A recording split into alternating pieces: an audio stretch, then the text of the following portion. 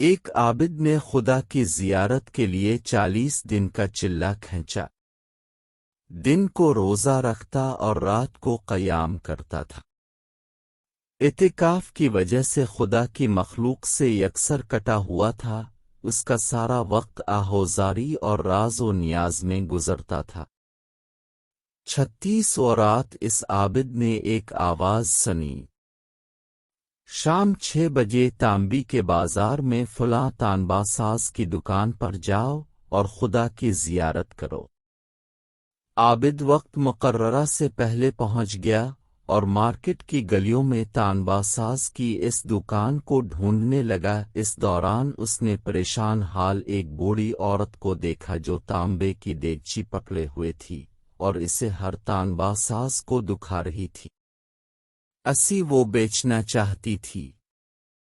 وہ جس تانبا ساز کو اپنی دیگچی دکھاتی وہ اسے تول کر کہتا 4 ریال ملیں گے، وہ بڑھیا کہتی 6 ریال میں بیچوں گی۔ کوئی تانبا ساز اسے 4 ریال سے زیادہ دینے کو تیار نہ تھا۔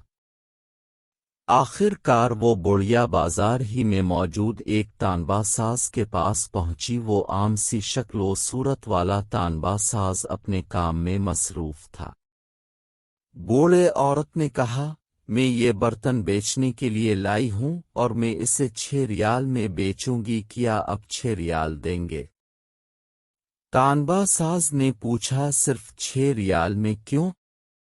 بوڑھی عورت نے دل کی بات بتاتے ہوئے کہا، میرا بیٹا بیمار ہے، ڈاکٹر نے اس کے لیے نسخہ لکھا ہے جس کی قیمت 6 ریال ہے۔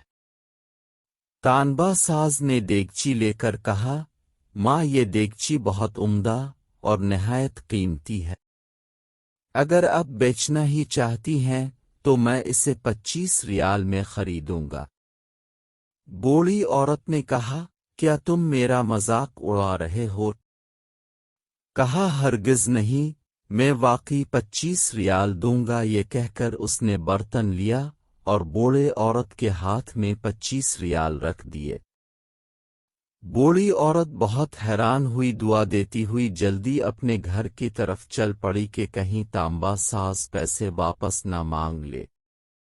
عابد یہ سارا ماجرا دیکھ رہا تھا۔ جب وہ بوڑھی عورت چلی گئی تو اس نے تانبے کی دکان والے سے کہا، بھائی لگتا ہے آپ کو کاروبار نہیں آتا۔